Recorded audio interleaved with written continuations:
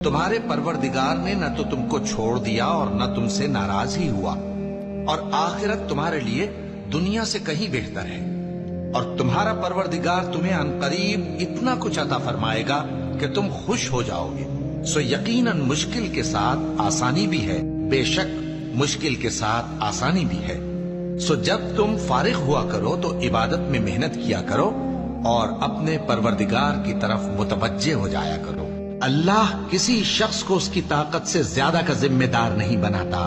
अच्छे काम करेगा तो उसको उनका फायदा मिलेगा, बुरे करेगा तो उसे उनका नुकसान पहुंचेगा। ऐ परवरदिगार, अगर हमसे भूल या चूक हो गई हो तो हमसे मुआवजा न कीजियो। ऐ परवरदिगार, हम पर ऐसा बोझ न डालियो जैसा तूने हमसे पहले लोगों पर डाला था। ऐ परवरदिगार, जितना बोझ उठाने की हम में ताकत नहीं उतना बोझ हम पर न रखियो। और ऐ परवरदिगार, हमारे गुनाहों